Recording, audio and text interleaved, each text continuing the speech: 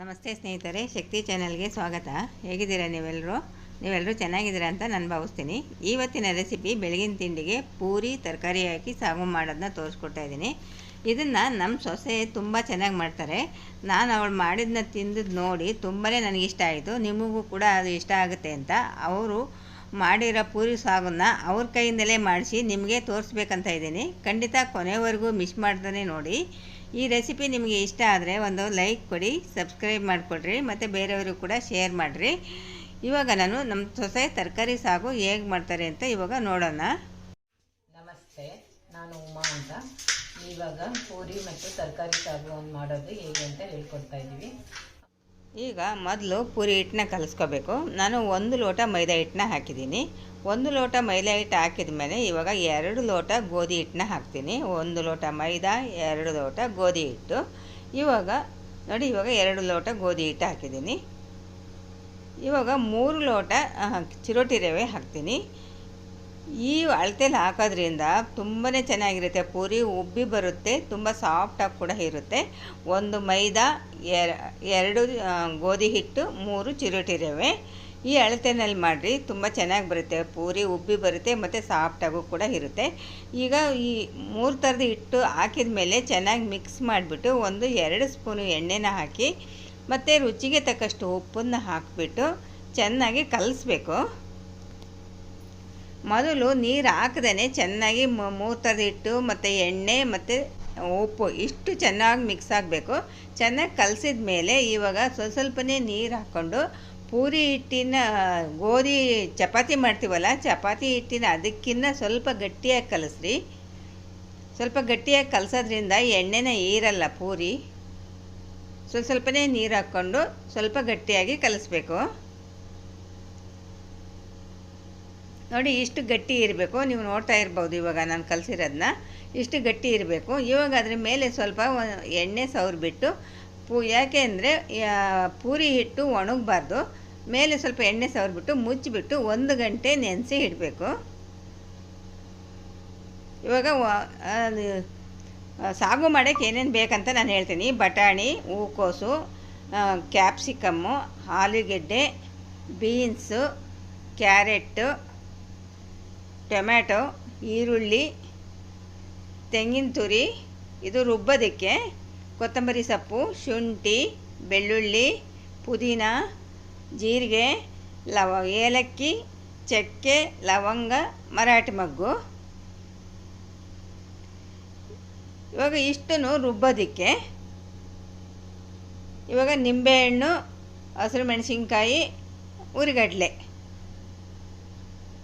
ಇವಾಗ ತರಕಾರಿ ಹಾಕಿ ಸಾಗುನ ಹೇಗೆ ಮಾಡೋದಂತ ಇವಾಗ ತೋರಿಸ್ತೀನಿ. ಈಗ ನೋಡಿ, ಒಂದು ಮಿಕ್ಸಿ ಜಾರ್ ತೊಗೊಂಡು ತೆಂಗಿನ ತುರಿ ಹಾಕಿದ್ದೀನಿ. ತೆಂಗಿನ ತುರಿ ಹಾಕಿದ ಮೇಲೆ ಒಂದು 7-8 ಹಸಿರು ಮೆಣಸಿನ್ಕಾಯಿ, ಒಂದು 3-4 ಸ್ಪೂನು ಉರಿಗಡಲೆ, ಸ್ವಲ್ಪ ಕೊತ್ತಂಬರಿ ಸೊಪ್ಪು, ಒಂದು 4-5 ಎಸಳು ಬೆಳ್ಳುಳ್ಳಿ, ಶುಂಠಿ, ಪುದೀನ ಸೊಪ್ಪು, ಇವಾಗ ಚಕ್ಕೆ, ಲವಂಗ, ಏಲಕ್ಕಿ,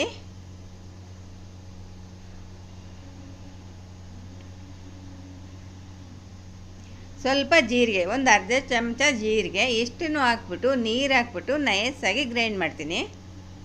ಇವಾಗ ನೀವು ನೋಡ್ತಾ ಇರ್ಬೋದು ನೋಡಿ, ಇಷ್ಟು ನಯಸ್ಸಾಗಿ ಗ್ರೈಂಡ್ ಮಾಡಬೇಕು.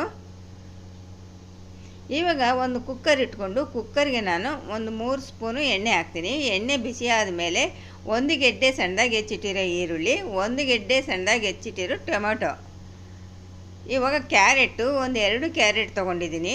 ನಿಮ್ಮ ಮನೇಲಿ ಯಾವ ಥರ ತರಕಾರಿ ಇರುತ್ತೆ ಎಲ್ಲದೂ ಕೂಡ ಹಾಕ್ಬೋದು, ತುಂಬ ಚೆನ್ನಾಗಿರುತ್ತೆ. ನಮ್ಮ ಮನೇಲಿ ಇಷ್ಟು ಥರ ತರಕಾರಿ ಇತ್ತು, ನಾನು ಹಾಕಿದ್ದೀನಿ. ಇವಾಗ ಕ್ಯಾರೆಟು, ಬೀನ್ಸು ಹಾಕಿದ ಮೇಲೆ ನೋಡಿರಿ, ಆಲೂಗೆಡ್ಡೆ,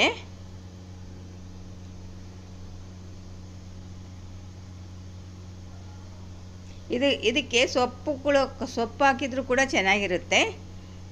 ಹೂಕೋಸು, ಎಲ್ಲ ತರಕಾರಿನೂ ನಾನು ಸ್ವಲ್ಪ ಹಾಕಿದ್ದೀನಿ.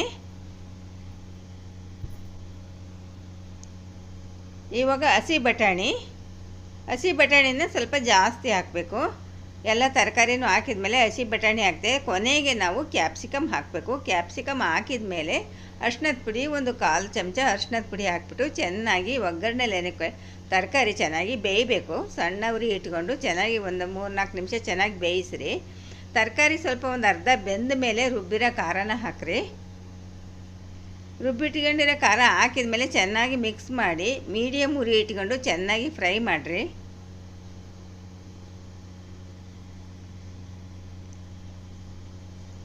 ಇವಾಗ ಅದೇ ಮಿಕ್ಸಿ ಜಾರ್ ತೊಳೆದ ನೀರನ್ನ ಹಾಕಿರಿ.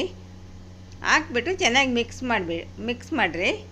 ಇವಾಗ ನೀರು ನಮಗೆ ಎಷ್ಟು ಬೇಕು, ತರಕಾರಿ ಎಲ್ಲ ಬೇಯಬೇಕು ಮತ್ತು ನಮಗೆ ಸಾಗು ಯಾವ ಹದ ಇರಬೇಕು ಅಷ್ಟು ನೋಡಿಕೊಂಡು ನೀರು ಹಾಕಿರಿ.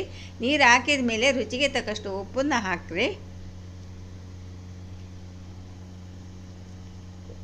ಈಗ ಉಪ್ಪು ನೀರು ಎಲ್ಲ ಹಾಕಿದ ಮೇಲೆ ಕುಕ್ಕರ್ ಮುಚ್ಚಳ ಮುಚ್ಚಿಬಿಟ್ಟು 2 ವಿಸಲ್ ಬರೆಸ್ರಿ. ಇವಾಗ ನೋಡಿ 2 ವಿಸಲ್ ಬಂದಿದ್ದಾಯಿತು. ತರಕಾರಿ ಕೂಡ ಎಲ್ಲ ಚೆನ್ನಾಗಿ ಬಂದಿದೆ ನೋಡಿ, ತುಂಬ ಚೆನ್ನಾಗಿ ಕಾಣಿಸ್ತಾ ಇದೆ. ಇವಾಗ ತುಂಬ ಅಷ್ಟೇ ರುಚಿಯಾಗಿ ಕೂಡ ಇರುತ್ತೆ. ಇವಾಗ ಸ್ವಲ್ಪ ಒಂದು ಅರ್ಧ ನಿಂಬೆ ರಸನ ಹಿಂಡ್ರಿ. ನಿಂಬೆ ರಸ ಮತ್ತು ಕೊತ್ತಂಬರಿ ಸೊಪ್ಪನ್ನ ಹಾಕಿರಿ. ಇವಾಗ ಕೊತ್ತಂಬರಿ ಸೊಪ್ಪನ್ನ ಹಾಕಿದರೆ ರೆಡಿ ಆಯಿತು ನೋಡಿರಿ ತರಕಾರಿ ಹಾಕಿದ ಸಾಗು. ಅದು ಪೂರಿಗಂತೂ ತುಂಬಾ ಚೆನ್ನಾಗಿರುತ್ತೆ. ಇದು ನಮ್ಮ ಸೊಸೆ ಮಾಡೋದಂತೂ ತುಂಬಾ ರುಚಿಯಾಗಿರುತ್ತೆ ಸ್ನೇಹಿತರೆ. ಖಂಡಿತ ನಿಮ್ಮ ಮನೇಲಿ ನೀವೊಂದು ಸಾರಿ ಮಾಡಿ ನೋಡಿರಿ, ತುಂಬಾ ರುಚಿಯಾಗಿರುತ್ತೆ. ನೀವು ಪದೇ ಪದೇ ಇದೇ ಥರ ಸಾಗು ಮಾಡಿಕೊಂಡು ತಿಂತೀರಾ. ಇದಕ್ಕೆ ಹೆಚ್ಚು ಮಸಾಲೆ ಹಾಕಲಿಲ್ಲ, ನೋಡಿದ್ರಲ್ವ ನೀವೇ, ಹೆಚ್ಚು ಮಸಾಲೆ ಹಾಕಿಲ್ಲ, ತುಂಬ ರುಚಿಯಾಗಿರುತ್ತೆ. ಇವಾಗ ಸಾಗು ರೆಡಿ ಆಯಿತು. ಇವಾಗ ನಾವು 1 ಗಂಟೆ ನೆನೆಸಿಟ್ಟಿದ್ದೀವಲ್ಲ ಪೂರಿ ಹಿಟ್ಟನ್ನ ಚೆನ್ನಾಗಿ ನಾದ್ಕೋಬೇಕು. ನಾದ್ಕೊಂಡ್ಮೇಲೆ ಚಿಕ್ಕ ಚಿಕ್ಕ ಉಂಡೆ ಮಾಡಿಕೊಂಡು ನೋಡಿ ಈ ಥರ ಸ್ವಲ್ಪ ದಪ್ಪನಾಗಿ ಲಟ್ಟಿಸ್ರಿ. ಸ್ವಲ್ಪ ದಪ್ಪನಾಗಿ ಲಟ್ಟಿಸ್ಬೇಕು. ನೋಡ್ತಾ ಇದ್ದೀರಲ್ವ, ಈ ಥರ ಲಟ್ಟಿಸ್ರಿ. ನಾನು ಒಂದೇ ಸಾರಿ ಒಂದು ಸ್ವಲ್ಪ ಲಟ್ಟಿಸಿ ಇಟ್ಕೊಂಡು ಆಮೇಲೆ ಎಣ್ಣೆಯಲ್ಲಿ ಕರಿತೀನಿ. ಇವಾಗ ನೋಡ್ತಾ ಇದ್ದೀರಲ್ವ, ಇವಾಗ ಎಣ್ಣೆ ತುಂಬ ಬಿಸಿಯಾಗಿರಬೇಕು.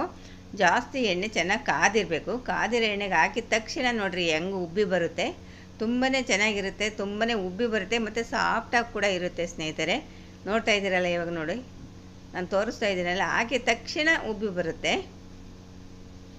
ಈಗ ನಾನು ಹೇಳಿರೋ ಅಳತೆಯಲ್ಲಿ 3 ಥರ ಹಿಟ್ಟನ್ನು ಹಾಕಿ ನಾನು ಹೇಳಿರೋ ಥರ ಮಾಡಿರಿ. ಪೂರಿ ತುಂಬಾ ಚೆನ್ನಾಗಿ ಬರುತ್ತೆ.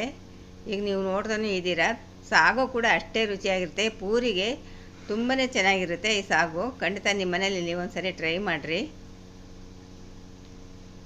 ನೋಡಿ ಎಲ್ಲ ಪೂರಿನೂ ಕೂಡ ಈ ಥರನೇ ಉಬ್ಬಿ ಬರುತ್ತೆ. ಇವಾಗ ನೋಡಿ ಪೂರಿ ರೆಡಿ ಆಯಿತು. ನೋಡ್ತಾ ಇದ್ದೀರಲ್ವ, ನೋಡಿರಿ ಎಷ್ಟು ಚೆನ್ನಾಗಿದೆ ಪೂರಿನೂ ರೆಡಿ ಆಯಿತು. ಇವಾಗ ತರಕಾರಿ ಹಾಕಿದ ಸಾಗು ಕೂಡ ರೆಡಿ ಆಯಿತು. ಒಳ್ಳೆ ಕಾಂಬಿನೇಷನ್ನು, ಪೂರಿ ಮತ್ತು ತರಕಾರಿ ಹಾಕಿದ ಸಾಗು ಒಳ್ಳೆ ಕಾಂಬಿನೇಷನ್ನು. ಪೂರಿ ಕೊಟ್ಟಿದ್ದಾರೆ, ಸಾಗು ಕೊಟ್ಟಿದ್ದಾರೆ. ಟೇಸ್ಟ್ ಮಾಡ್ಬಿಟ್ಟು ಹೇಳ್ತೀವಿ. ಪೂರೀಸ್ ಅಂತೂ ಸಕ್ಕತ್ತಾಗಿ ಉಬ್ಬಿದೆ. 2 ಪೂರಿನೂ ನೋಡಿ ಚೆನ್ನಾಗಿ ಉಬ್ಬಿದೆ. ಆಮೇಲೆ ಸಾಗು, ವೆಜಿಟೇಬಲ್ ಸಾಗು ತಿನ್ಬಿಟ್ಟು ಹೇಳ್ತೀನಿ. Just wait. Oh my god, ಬಿಸಿ ಬಿಸಿ ಪೂರಿ. ಸಾಗು ನೆಂಚ್ಕೋತಾ ಇದೀನಿ. I am waiting to taste. Wow, ಸಕ್ಕತ್ತಾಗಿದೆ. ರೆಸ್ಟೋರೆಂಟ್ ಹೋಗೋದೇ ಬೇಡ, ಆರಾಮಾಗಿ ಆಂಟಿ ಮನೆಗೆ ಬಂದು ಚೆನ್ನಾಗಿ ಪೂರಿ ತಿನ್ಬೋದು.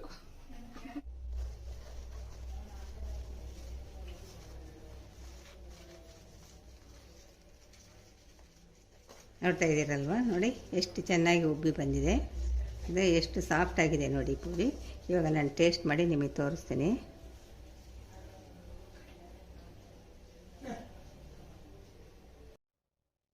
ನೋಡಿದ್ರಲ್ವ ಇಷ್ಟೊತ್ತು. ಈಗ ತರಕಾರಿ ಸಾಗು ಮತ್ತು ಪೂರಿ ರೆಡಿ ಆಯಿತು. ಈ ವಿಡಿಯೋ ನಿಮಗೆ ಇಷ್ಟ ಆದರೆ ಒಂದು ಲೈಕ್ ಕೊಡಿ, ಶೇರ್ ಮಾಡಿ. ಪ್ಲೀಸ್ ನನ್ನ ಚಾನಲ್ಗೆ ಸಬ್ಸ್ಕ್ರೈಬ್ ಮಾಡಿರಿ.